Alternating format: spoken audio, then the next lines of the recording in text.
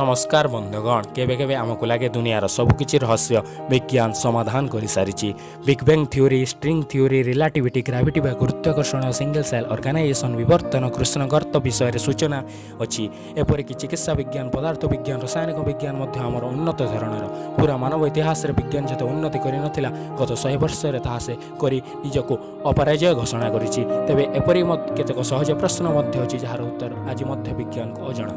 प्रथम प्रश्न कन्सियसनेस कौन बा चेतना कौन। बंधुगण आपण जितेबाला पढ़ुवे आपण शिक्षक बा अभिभावक निश्चय कही कन्सियस हो पढ़ा तेरे कन्सियसनेस कौन यह कौन कौन स्नायुर कम्बिनेसन बा कोर्डिनेशन द्वारा होता है बा मस्तिष्कर कौन एक निर्दिष्ट स्थान यह सृष्टि होता है यह आज विज्ञान को अजଣା। आज वैज्ञानिक मैंने कही पारि ना ए चेतना कौन बा यह किपरि तैयारी हुए।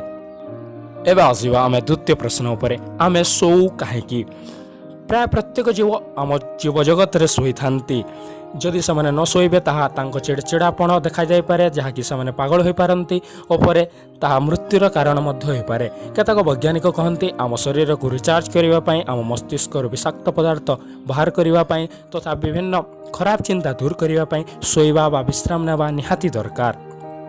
किंतु रुहंतु आम मस्तिष्क मध्य एक कॉम्प्लिकेटेड सर्किट परी जहाँ कंप्यूटर सदृश जदि कंप्यूटर को विश्राम दरकार नहीं ताहले आमको दरकार कहीं यह प्रश्नर उत्तर आज वैज्ञानिक माने अनुसंधान करिबारे लागिछन्ति। एबे आसीबा तृतीय प्रश्न उपरे आमे हाई मारू कहीं आमे जानिछु दुनियार प्रत्येक जीव थकी गले बा कोनोसी विषय रे इच्छा रहिले नहीं बा कोनोसी विषय विरक्त लागुथिले हाई मारी थांती तेबे हाई से कहीं मारी थांती आज वैज्ञानिक मैंने जानी ना।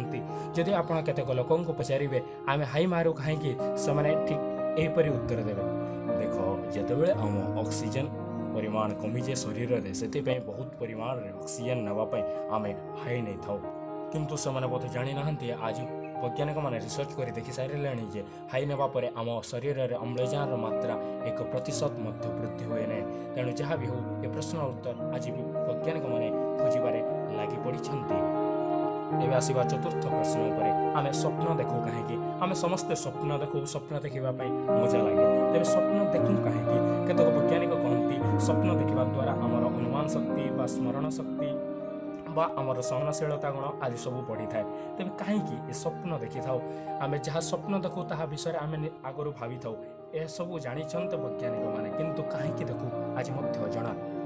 एबे आसीबा पंचम प्रश्न उपरे आम सौर जगत रे केतोटी ग्रह अछि। एबे आपण राग होई मते कहिबे अरे आम सौर जगत रे 8टी ग्रह और गोटे सूर्य को नहीं पारा गठित 2006 मसीह रे प्लूटो ग्रह को बाहर कर दिया जायतिला किंतु रुहंतु वैज्ञानिक मानक पई सौर जगत एक बड़ रहस्य ठारो कम नुहे। यूरानस ग्रहर अंधार जो से कौन कौन अच्छी आज पर्यंत अजଣା। सूर्य और बुध ग्रह मध्य एते आलोक अच्छी जे से भितर मध्य कौन अच्छी आज पर्यंत वैज्ञानिक मान स्पष्ट करी कहि पारु नाहांती।